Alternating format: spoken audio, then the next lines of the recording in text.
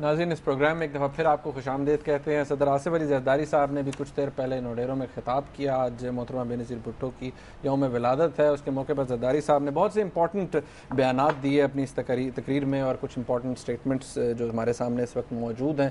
सेठी साहब से हम उसके ऊपर कमेंट ले रहे हैं। सेठी साहब, अभी तक तो बात होगी ज़रदारी साहब ने, उन्होंने कहा जी कि एक जनरल दुनिया भर में भागता फिर रहा है और कह रहा है कि मुझे वापस आने दो, ये इंतकाम है, ये तरीका है बदला वैसे बात तो ये मोहतरमा का बदला है। देखिए, बात तो सही है कि जनरल मुशर्रफ जो कि 1999 से लेके 2007 तक प्रेसिडेंट रहे, बड़े पावरफुल प्रेसिडेंट रहे और बड़े पॉपुलर प्रेसिडेंट, अनफेटेड पावर वाले, अनफेटेड पावर, और बड़े पॉपुलर भी रहे और मीडिया भी उनको सलूट कर रहा था। और आज देखिए, जिनको उन्होंने बेनज़ीर भुट्टो साहब को एग्ज़ाइल में भेजा, नवाज शरीफ साहब को एग्ज़ाइल में भेजा, आज वो पाकिस्तान में बैठे हैं, एक सदर बना हुआ है, दूसरा रायवेंड का प्राइम मिनिस्टर बना हुआ है। रायवेंड का प्राइम मतलब है कि वो ज़्यादा बड़ा प्राइम मिनिस्टर है than our real prime minister in Islamabad. लोग उठ के उनको मिलने वहाँ जाते हैं, इस्लामाबाद प्राइम मिनिस्टर साहब भी जाते हैं, तो प्राइम मिनिस्टर साहब भी जाते हैं। तो इसलिए, और वो जो साहब थे वो कहते थे कि आपको याद होगा मुनीब, मुशर्रफ साहब कहते थे कि मैं नहीं पाकिस्तान छोड़ूंगा,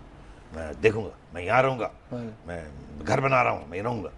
तो वो अब कभी लंदन में होते हैं, कभी वो दुबई में होते हैं, अभी सुना है 1 महीने के लिए अबू धाबी आ गए, और कभी वो अमेरिका का दौरा कर रहे होते हैं। और उनकी ख्वाहिश है, आज भी उनका बयान था कि मैंने सियासत में आना है, मुझे लोग चाहते हैं और मैं आऊँगा। मगर अब देख रहे हैं ये कब आते हैं, आज आते हैं, 10 साल के बाद आते हैं, कब आते हैं। अच्छा, तो ये सही कह रहे हैं, डेमोक्रेसी का रिवेंज ऐसे ही होता है। डेमोक्रेसी का रिवेंज ऐसे होता है। तो लोग इन पे जो तनकीद करते हैं कि आपने जाने क्यों दिया उन्हें, हाँ, ये बड़ी दिलचस्प बात है कि आपने जाने क्यों दिया। मुनीब, अगर तुम भी जरदारी साहब की जगह पे होते, अल्लाह माफ़ करे, अल्लाह माफ़ करे, और फ़ौज के एक सरबराह बाहर जाना चाहते और फ़ौज कहती जाने दें इनको, तो आप क्या करते? आप जनरल के आनी और पाकिस्तान की अफवाज के साथ टक्कर लेते? तो बस फिर बात की सवाल क्यों पूछते हैं? आपके मुंह से ये फैसला ना जरदारी साहब का था, ना चीफ जस्टिस साहब का था, ना चीफ जस्टिस साहब रोक सके मुशर्रफ को, ना जरदारी साहब रोक सके। नवाज शरीफ साहब कहते रह गए कि इनकी आर्टिकल 6 के तहत करवाई जाए, ट्रायल करवाई जाए, मगर पिटिशन लॉन्च नहीं की। आप मेरी बात समझ रहे हैं? जी हाँ, बिल्कुल। अच्छा, एक और बात जो जरदारी साहब ने की, उन्होंने कहा जी सियासी अदाकारों के आने जाने से कोई फ़र्क नहीं पड़ता, उनकी कोई वक़्त नहीं होती। अब भी हमारा दस्ती, जमशेद दस्ती की बात करें, जीता है, और अब भी हमारा झाड़ जीतता है। कौन से सरकारी जट जो है, जट जीतता है। कौन से सरकारी अदाकार? ये सियासी अदाकार, टेलीविजन एंकर्स के उन्होंने एक वो अच्छा, ये हम लोगों को सियासी अदाकार कहते हैं। तो क्या वो हमारे ऊपर तनकीद कर रहे हैं प्यार से? जी हाँ, वो कह रहे हैं ना कि उनके आने जाने से कोई फर्क नहीं पड़ता। तो कौन आया और कौन गया? ये तो सारों को पता है सेठी साहब। कौन गया? ये हम तो वही हैं। नहीं, हम यहीं पर है ना, बहुत से लोग आगे पीछे हुए हैं। एक आध बंदा आगे पीछे हो गया, वो पहले एक चैनल में थे, अब वो दूसरी चैनल में चले गए हैं, अब वहाँ जाके आजकल अंडरग्राउंड है, किसी वक्त भी सूरज बाहर आ सकता है। जरदारी साहब के बड़े दिल अजीज हैं, फेवरेट। हाँ, जरदारी साहब ने उनको पीटीवी के मैनेजिंग डायरेक्टर भी बनाया था। अच्छा, लेकिन ये देखिए, ये जो बात उन्होंने की है कि इनके आने जाने से कोई फर्क नहीं पड़ता, अब भी हमारा जमशेद दस्ती जीतता है और अब भी हमारा जट जीतता है। जमशेद दस्ती साहब वही हैं, जाली डिग्री वाले। हाँ, सारे जाली डिग्री वाले हैं यहाँ। तो वो मियाँ साहब ने भी कॉल दे दी है, और बहरहाल एक आर्टिकल था कि कोई 100 से ज़ायद लोग हैं। मियाँ साहब ने भी अब कॉल दिया ना जी कि अलहदा हो जाएं। अभी कुछ दिन पहले वो फैसलाबाद में अजमल आसिफ को वो जाली डिग्री वाले थे, खुद टिकट दिया। बस फिर ये जाली डिग्री वाले तो सारी जगह पे हैं।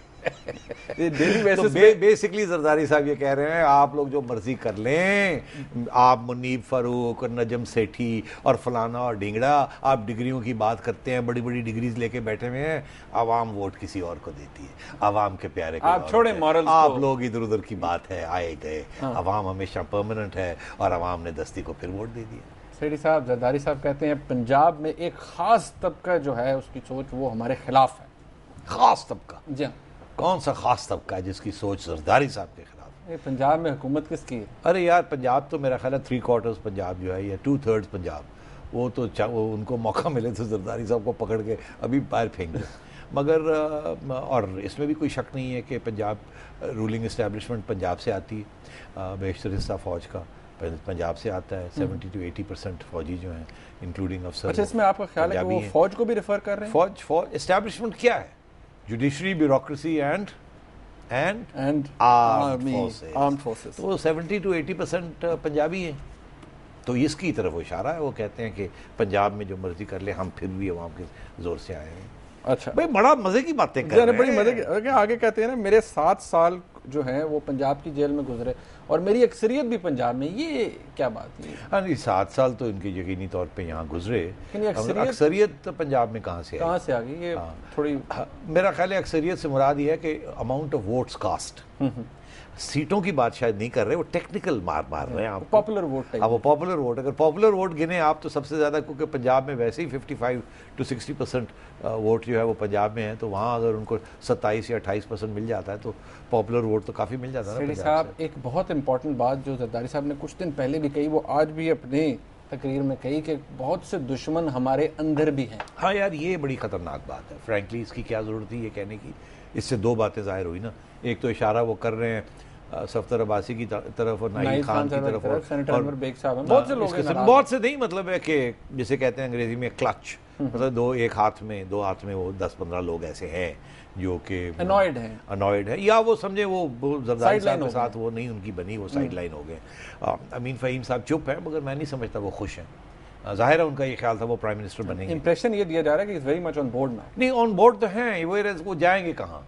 वो जाहिर है कि वो तो अपनी इंतज़ार करेंगे ना अपने वक्त की, मगर उनको वो उनकी ख्वाहिश थी वो प्राइम मिनिस्टर बने, तो मगर वो मैं नहीं समझता कि वो दुश्मनों में से हैं। ये जो बात दुश्मनों की जो उन्होंने कर दी, मेरा ख्याल है ये भी हाल ही में आपने देखा कि एक स्टेटमेंट आया था सफदर अब्बासी की तरफ से।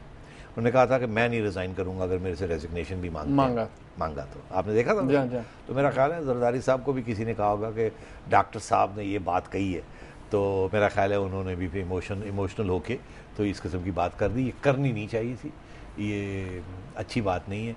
इससे ये जाहिर होता है कि आपकी पार्टी भी इतनी यूनाइटेड नहीं है जितनी आप समझते हैं आप है, या आप दोनों इंप्रेशन देना चाहते हैं। और कोई बिल्कुल माइन्यूट से और आफ्टर ऑल वो बेनज़ीर भुट्टो साहिबा के बड़े क्लोज साथी थे, तो ऐसे शायद नहीं करना चाहिए। नहीं करने, दुश्मन is a very strong word. Sethi साहब यहाँ पर एक ब्रेक लेते हैं। जरदारी साहब ने और भी बहुत कुछ फरमाया है, इस हवाले से नाज़रीन हम बात करेंगे इस ब्रेक के बाद। हमारे साथ रहिए।